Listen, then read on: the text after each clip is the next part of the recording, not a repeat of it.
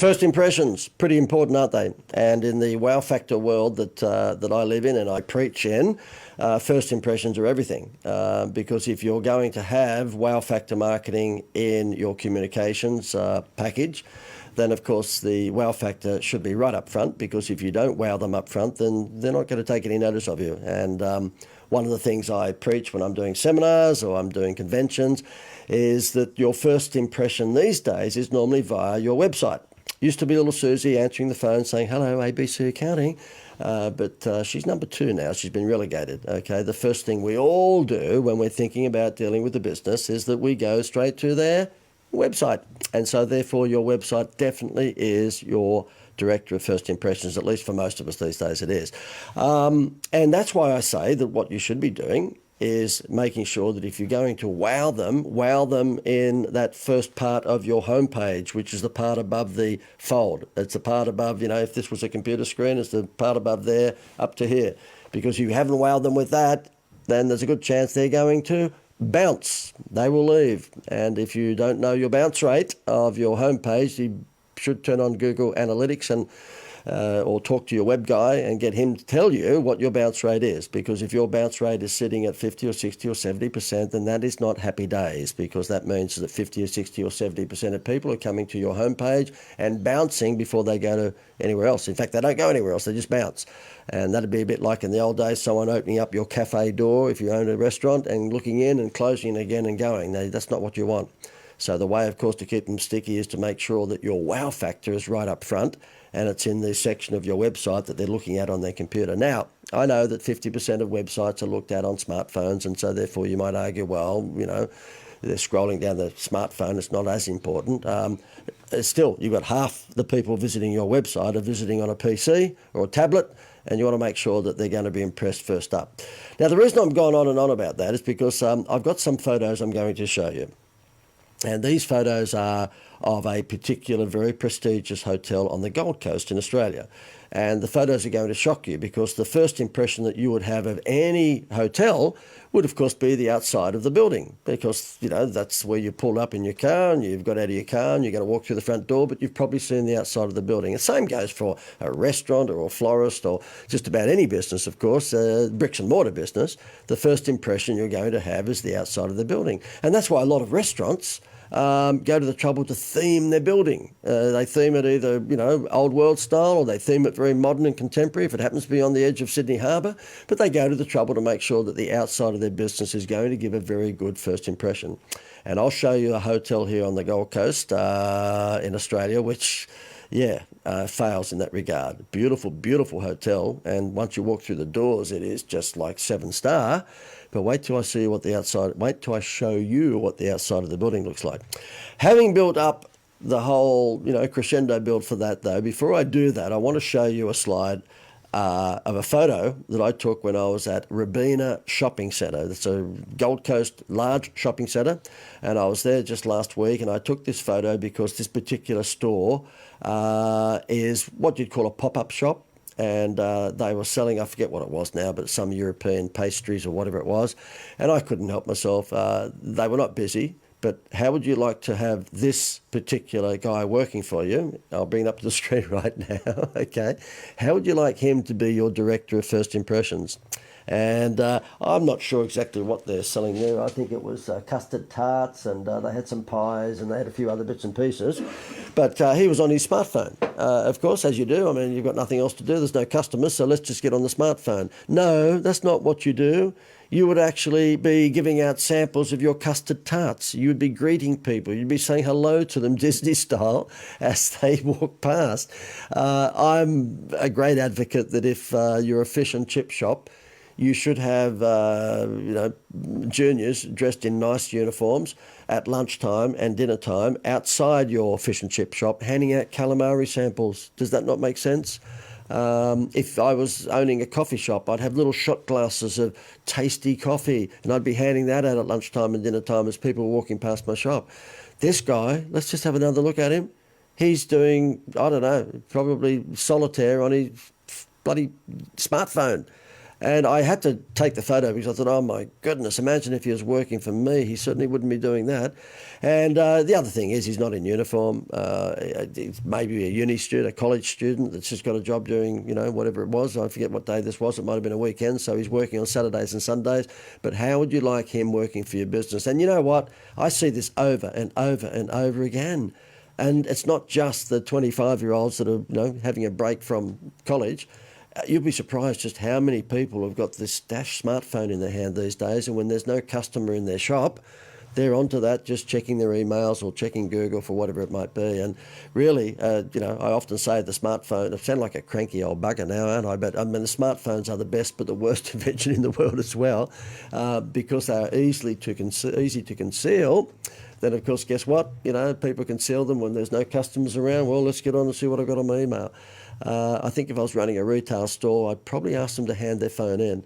Our 19-year-old son, Shane, is working at the moment as an extra on the Aquaman movie at Movie World. And he's been doing the New York Film Academy training course, and he wants to be a producer and a director and all of that. But he also put his hand up and said, look, I'm happy to be an extra with any of these big movies that they're making in Australia at the moment at Movie World. And we live on the Gold Coast, so it's a nice, easy gig for him.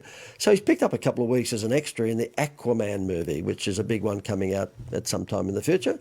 And he said that when they walk in of a morning, they have to hand over their smartphone, because obviously the movie producers are very conscious of, not letting any imagery get out behind the scenes and all this sort of stuff, because it'd be a spoiler. I sort of think that's what a lot of businesses might have to do. At the airport in Sydney and Melbourne and Brisbane, I don't know whether you've seen it, but they have these big candy pop-up stores where they've got everything from little red and green frogs to Smarties to Jaffas and all the usual candy items. And you go through with a scooper, put them into a bag, and then you put them into a little weigh sort of scale thing at the end of it, and then the guy charges you whatever it is. Well, guess what? Every time I've walked past them, the girl or the guy, and again, they're normally, 20-something, are sitting playing on their phone. They're playing on the phone. They've got this magnificent Disney-style pop-up shop with all this candy everywhere that makes them look $1 million, but the actual sales assistant is too busy on their phone to even serve you. I'm cranky, and I should be a school headmaster. I'm that cranky, okay?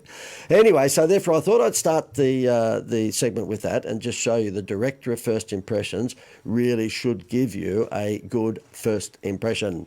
You go to Disneyland and there will be no one doing what this guy's doing at the custard tart shop, putting his head down, playing with their bloody, iPhone. Disney staff are taught to actually be crew members, or cast members, I should say, and they're playing the role of the custard tart, I don't know, what do you call it, a pastry cook. This guy would be dressed up with the hat, and he'd have the uniform on, he'd have the little bow tie, he'd look like a chef. I'm going to bring you back to the photo again. I've got to show you once more before I go on to the next thing and bitch and moan. He would be dressed up in Disneyland, and he would have a top hat on. He'd look $1 million. He might even have a false moustache on, just like you'd think the French chefs would have. And he'd be in a beautiful chef outfit, and it would look magnificent. Okay. Rightio. Well, I have bitched and moaned about him as being a bad first impression long enough. I want to now get on to what I teased you about at the beginning of this segment, and that is this very, very classy hotel on the Gold Coast. You know what I'm talking about if you're here if you're locally in Australia. It's the Palazzo Versace Hotel. Now, depending upon who you want to talk to, it's a 5 or 6 or 7-star resort, and it's known around Australia as probably the premium, expensive resort to stay at in Australia. If you're really wanting to excite people with a prize to a resort in Australia, normally it's this one or somewhere in the Whitsundays, okay? Let me show you some photos. I'm going to bring this first one up, and this happens to be the inside of the Palazzo Versace. You can see it's magnificent, okay? But that's not the first impression. You've got to get inside the building before you see that, but that is, really inside. I'll give them their due. That is absolutely 5-star. It's fantastic, or 6-star, 7-star. And I'll bring you to the next photo. Again, this is magnificent. Look at it. It's fantastic. You can't take anything away from them. The eye for detail, the marble floors. You won't see a light bulb out in the ceiling. I'm an eye for detail person, so I'm always looking for the chandeliers to have one light out. You won't see that they've always lights are on. And then let's just go to the outside of the building.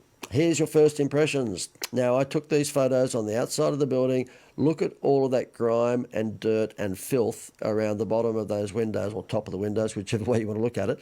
Look up the top of the building, the very top of the building there, okay, which is the top of my photograph. You'll see how filthy dirty that is. And if you think, oh, well, that might have been just one part of the building, JD, you're being a little bit tough. No, let me take you to the next shot, okay? Oh, no, sorry, the next shot, I've brought myself undone, haven't I? Typical. That's the inside of the building. Again, fantastic. So the way I put these slides together must have been shit to gold. That's shit, that's gold. That's I'm trying to talk my way out of getting the slides in the wrong spot. Okay, so we'll go to the next one again. Look, that's fantastic. So therefore, when they give you your high tea or whatever you order in there, it's magnificent. And have a look at the pillows. They're great. But then let's go to the outside of the building. Okay, so you'll see there that I have pulled up in my red Maserati. Yeah, likely. Okay, but anyway, that guy pulled up actually when I was walking into the place, and I thought, oh my God, you wanker. He's got the whole, I think it was a Maserati, as a matter of fact, and he's got the gold chains hanging on. He looked like Mr. T, for goodness sake, but he was a dwarf. He looked like a mini Mr. T, which looks ridiculous. The gold chains were heavier than he was, I think. But anyway, look at the outside of the building. That's why I'm here. Look at those columns. Look at the grime coming down from those columns there on the right-hand side of that red car. And have a look at the window sills above that. Just have a look how dirty that is.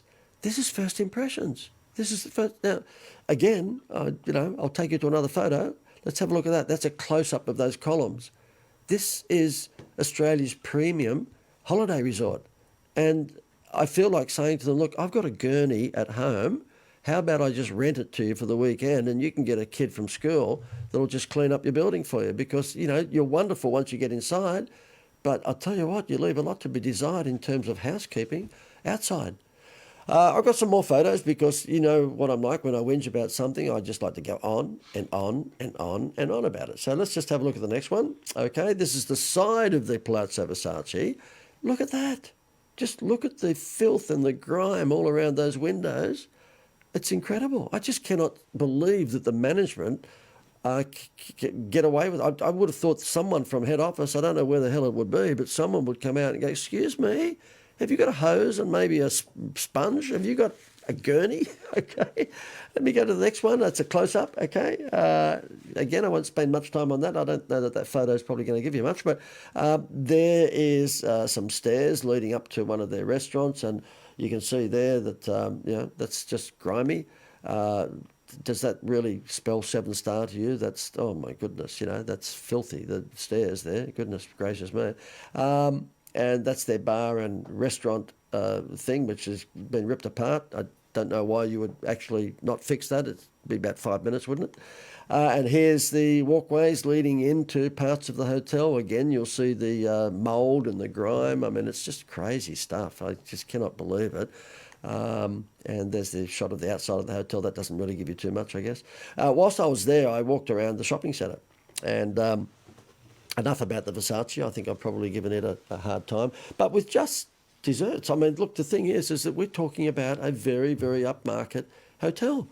And first impressions are what you see on the outside of the hotel. Okay, so let me just show you this. This is a company called Ribs and Rumps, okay? And they're a bar and a grill. They've been in the Marina Shopping Centre near Versace for quite some time.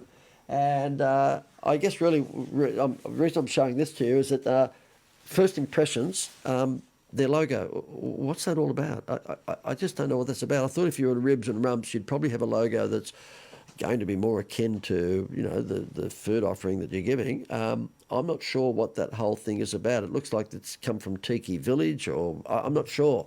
And although I'm not a great fan of spending much time on logos, because unless you're the Golden Arches and you're Coca-Cola, then at the end of the day, I don't think many people buy much off me because of my logo. And I suspect that if you're an SME, a small to medium-sized business, then you'd be hard-pressed to say, oh, people buy from me because of the recognition factor of my logo. I don't think so. Okay, so if you're a small business and you're doing hundreds of thousands of dollars worth of turnover and not, $50, $100 million, I don't think that too many people are supporting you because of your branding, your logo. But in this instance, this happens to be a national, restaurant chain, And I just think I would have thought about that logo a little bit deeper. I just don't think that particular logo, we'll bring it back up again, is cognizant with the Ribs and Rumps bar and grill brand. I can't work out what the dickens it is. Okay, what else can I whinge about? This is a restaurant that's not too far away from the others, and it's a Thai restaurant. And you'll see there that they've gone out of their way to really, really give you a, upmarket. No, it's not. No, it might be. Is it a Thai restaurant or is it a Indian restaurant? I'm not sure, but either you can see my reflection in the mirror there as I'm taking in the windows. I'm taking the photos. But anyway, tonight's special stuffed omelette. That sounds gorgeous, doesn't it? Stuffed omelette. Want to come in for a stuffed omelette? Jungle curry and crab meat fried rice. I think it was Thai actually. It was a Thai restaurant.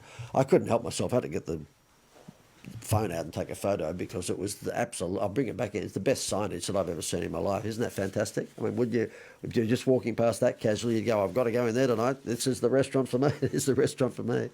So look, anyway, I'll leave it at that. I just wanted to highlight to you that really at the end of the day, whether it's your website, whether it's your shop front, whether it's the outside of your building, whether it's their sign outside your doctor's surgery or dentist surgery or accountancy office, first impressions are lasting impressions, and that's why I guess if we're getting up to go to work of a morning, we put the makeup on and we put their collar and tie on. Well, at least I put my makeup on and collar and tie on, and we try and look our best because the thing is, if you're going to be turning up to work, particularly if you're in a sales position, then you know that first impressions are lasting impressions. So I guess the moral of this is that despite the fact that from time to time you think, oh no, look, they're supporting me in my business because of my magnificent customer service and I go overboard and I over-deliver and da-da-da-da-da, you know what? You're going to scare the daylights out of them if you look like a vampire up front. And director of first impressions is either your website and how you come across on that, or it's the way you dress or the way that you actually meet people. And if you happen to be a bricks and mortar business, there's every damn chance that the director of first impressions for you is going to be the outside of your premises and probably the entrance that they walk through to go in, because as great as the Versace is, when you get inside, it's magnificent. They've got the perfume being pumped through the air conditioning, so you just get this incredible smell when you walk in. They do everything so right inside. How could they not take a lap around the block and just have a look at the outside of their building every now and again and just see that it needs a gurney? I'll never know. It's so obvious to me. I do not know how the management can walk in there every morning and miss it. It reminds me of when I was at Woolworths. I was looking after the Woolworths marketing, and there was a guy there called Doug Dawson, and he was a great trainer. And he put me through a couple of, really heavy training things, which I was younger in those days, and I was probably a little more... no, I'm still impatient, but I was probably impatient. One was called Management by Objectives, and Management by Objectives is all about making sure that when you decide to do something, you put an objective and you put a date. Basically, it's deadline ethic. And I'd say to him when he'd ask me, when would that marketing plan be ready? I'd go, at the end of the week. He'd go, no, when? I go, okay, Friday. He'd go, yeah, okay, when on Friday? 2:00.